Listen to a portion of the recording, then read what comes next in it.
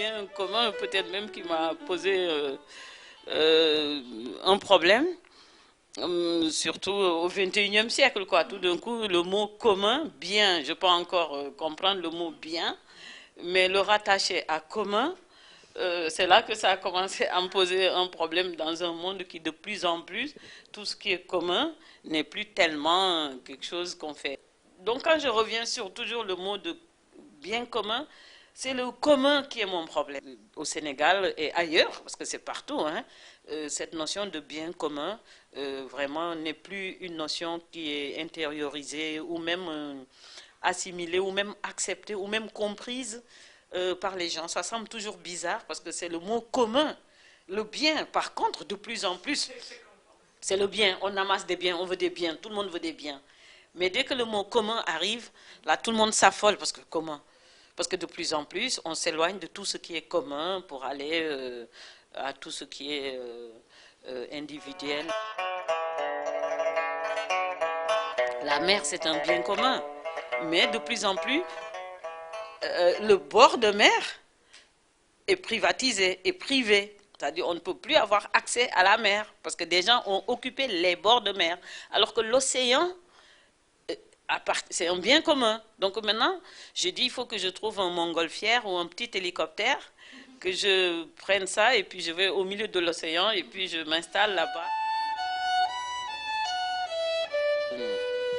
En descendant la ruelle là, donc si on veut passer le bord du gondolier pour descendre à la plage, ça devient de plus en plus étroit.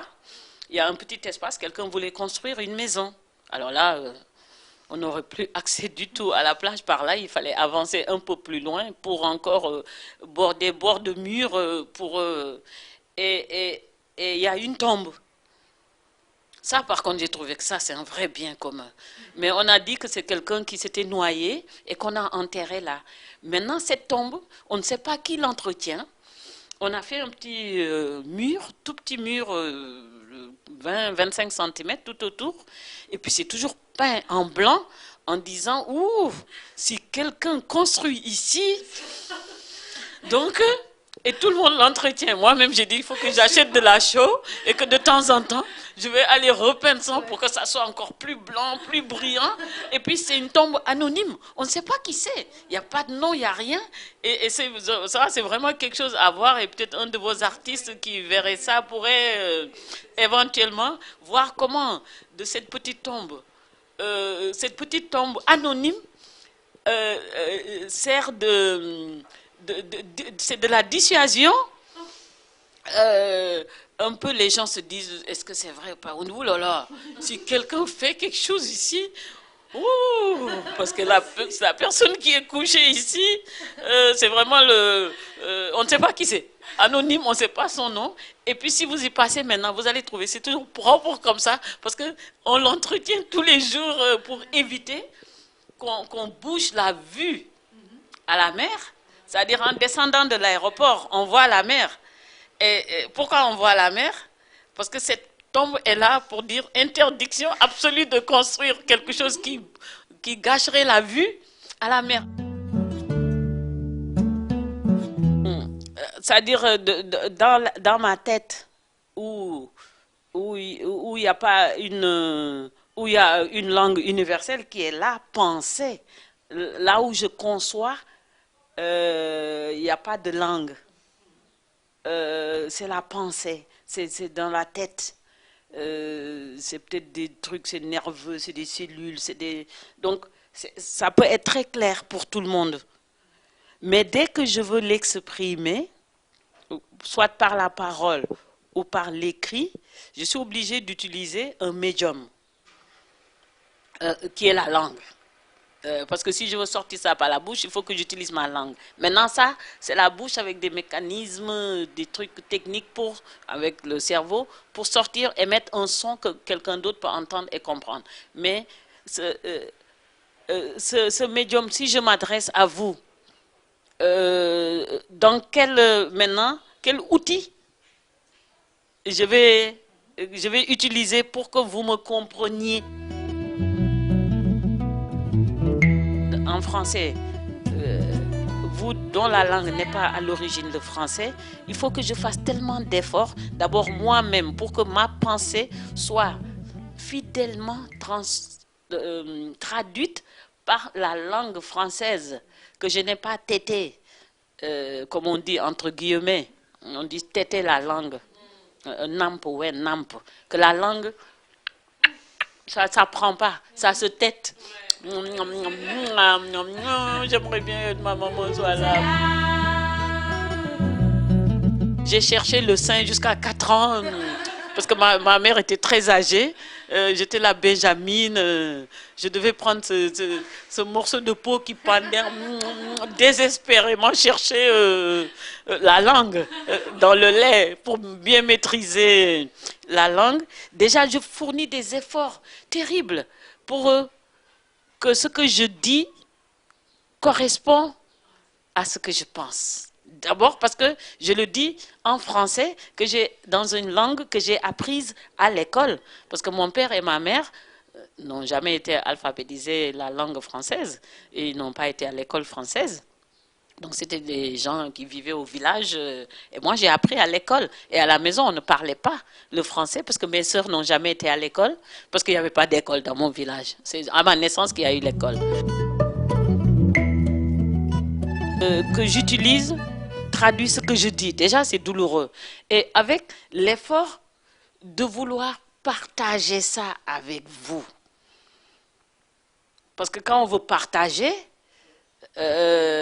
il faut que les parts, la part que vous prenez et celle que je garde et celle de Bala, soient équilibrées pour qu'on puisse parler de partage. Ou bien quelque chose que je vous donne, que vous prenez, et que vous me rendez autrement pour qu'il y ait échange. Donc, je fournis encore des efforts pour que ça soit partagé. Donc, je suis que dans des souffrances. Déjà, donc, cette souffrance, je pense, atténue la portée de la communication pour qu'on puisse bien partager ou qu'on puisse bien échanger. Et ce qui n'est pas bien partagé et bien échangé, ne peut pas être bien assimilé.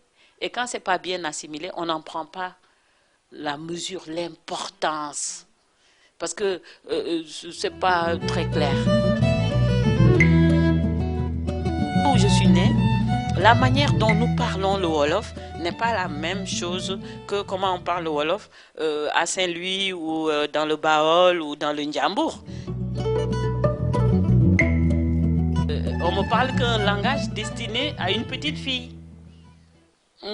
Apporte le bol, là. Apporte l'eau pour laver les mains. Prends le balai. Assieds-toi ici.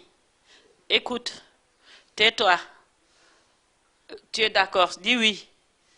Salut. Donc c'est limité à l'époque. Les filles, il y avait le langage des hommes. Des garçons, des petits garçons, il y a le langage des sages, il y a le langage des initiés, il y a le langage des grands-mères, des tantes paternelles, il y a des manières de dire. Ça aussi, on dit que c'est bien de parler nos langues, mais ce n'était pas une langue commune. La langue était hiérarchisée en fonction du statut social. Le statut qu'on... Donc ça aussi, ça faisait que qui peut parler de bien commun? Quelle langue utiliser pour le bien? À qui on s'adresse? Bien élaboré. En Wolof, en Toucouleur, en Serer, en Sarakolé. Le message dit par un enfant, par une grande personne, par une femme, par un homme religieux, dès que c'est utilisé par la télé, les gens ne l'écoutent pas. Parce que nous avons aussi minimisé ou perdu, ou on n'a plus considéré les réseaux, les circuits traditionnels de diffusion, de communication du message, quelle que soit la langue. Donc, il y a ça aussi, c'est un travail pour des chercheurs à faire et comment essayer de faire passer des messages, etc. Donc, la langue, c'est déjà difficile. Même si nous tous nous parlons Wolof, mon statut de fille, mon langage, mon vocabulaire est très limité. Parce que je ne suis pas un maître, je ne suis pas un homme, je ne suis pas un papa, Je ne suis pas un oncle, je ne suis même pas un petit garçon. Je suis une fille. Oui. Merci. Il faut écouter. Ça va, oui, ça va. Vous avez compris, oui, oui. Vous allez manger, oui. C'est-à-dire, le langage est déjà limité. Quand le vocabulaire est limité comme ça, qu'est-ce qu'on peut dire? Donc quand je dis que j'écris en français, c'est parce que non seulement je trouve du vocabulaire, parce que j'ai appris, qui me permet de dire des choses que même si je sais les dire dans ma langue maternelle, je ne peux pas parce que je ne devais pas. Et donc l'usage d'une autre langue apprise à l'école, c'est pour pouvoir dire des choses qu'on ne peut pas dire dans sa langue maternelle. Littérature africaine ou quoi. Non, non, non, il n'y a que la littérature monde. Alors que quand on prend une écriture d'un auteur africain, on voit une manière de construction de la phrase qui est complètement différente d'une manière occidentale ou française ou latine de construire la phrase. Parce que c'est notre manière aussi de parler. Quand on se répète les redondances, comme disait le président Senghor, c'est pas qu'on est en train de répéter, ça fait partie d'une créativité dans notre manière de nous exprimer. Parler de ça aujourd'hui, c'est difficile. On veut une langue pure, on nous reproche, les gens ne parlent même plus bien français, etc. Nous, on a été à l'école il y a longtemps, on avait des enseignants qui essayaient de leur mieux de nous d'apprendre la langue vraiment au plus près de la perfection, etc. Ce qui est déjà difficile. Et maintenant, même un pays comme le Sénégal, le Wolof, il y a des gens qui ne peuvent même pas construire une phrase en Wolof sans mettre un seul mot de français. Moi, j'écoute des ministres, des journalistes dans les langues vernaculaires, mais qui parlent en Wolof ou en toucouleur ou quoi, 90% de ce qu'ils veulent dire, c'est du français. Comment la population, le petit peuple, les gens de mon village peuvent comprendre? Comment le message va-t-il passer? Importée, apprise, que ce soit du français, espagnol, allemand ou n'importe quelle langue selon les pays, ni dans la langue qu'une majorité de la population. Et je crois que c'est ça qui a créé ce désarroi intellectuel, mental, moral que nous constatons aujourd'hui au niveau des valeurs. C'est parce que les gens, ils ne comprennent pas ce que les gens leur disent. Ils ne comprennent pas. Ils comprennent. Moi, je pense même qu'il faut utiliser les rappeurs. Les gens de mon village comprennent mieux quand un rappeur parle que quand une autorité officielle ou un journaliste parle. Parce qu'il utilise le mot juste qui le touche tout de suite. Et là, ils comprennent.